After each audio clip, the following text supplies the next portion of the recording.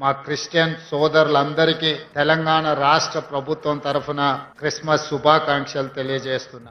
2000 సంవత్సరాల క్రితం పశువుల పాకలో జన్మించిన మానవ జన్మ ఎత్తి మానవ సేవనే మాధవ సేవ, ప్రేమను పంచాలి, శాంతిని పెంచాలి అని సందేశాన్నిచ్చి మానవుడే దేవుడుగా మారిన యేసు ప్రభు యొక్క జన్మదినము ప్రపంచానికే ఒక పెద్ద పండుగ. ఈ ప్రపంచంలో అన్ని దేశాలలో ఒకేసారి జరుపుకునే పండుగ ఏదైనా ఉందంటే అది ఒకే ఒక్క పండుగ, క్రిస్మస్ పండుగ.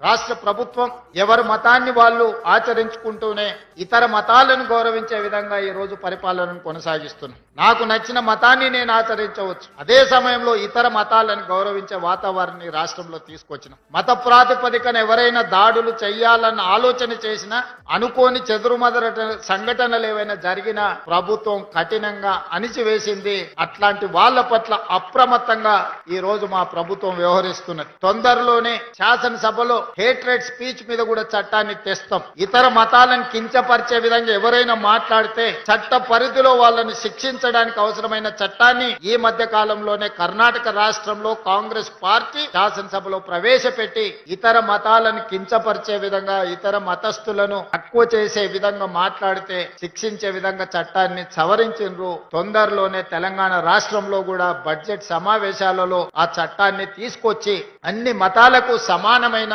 హక్కును, అధికారాన్ని, వాళ్ళ యొక్క మతాన్ని వాళ్ళు ఆచరించే స్వేచ్ఛను తెలంగాణ రాష్ట్ర ప్రభుత్వం అందిస్తుంది అని చెప్పి నేను ఈ సందర్భంగా తెలియజేస్తున్నా. ఈనాడు క్రిస్టియన్ మైనారిటీ, ముస్లిం మైనారిటీ, ఇతర ఏ మైనారిటీలైనా ఉండొచ్చు, వాళ్ళకు అందించే సంక్షేమము, అభివృద్ధి ఎవరి దయ కాదు, వాళ్ళ హక్కు అని నేను సంపూర్ణంగా విశ్వసిస్తున్నా. మీ హక్కులను కాపాడడానికి మేమున్నాం. మీ హక్కులు ఎక్కడైనా భంగం కలిగితే సరిదిద్దడానికి మా ప్రభుత్వం సిద్ధంగా ఉంది.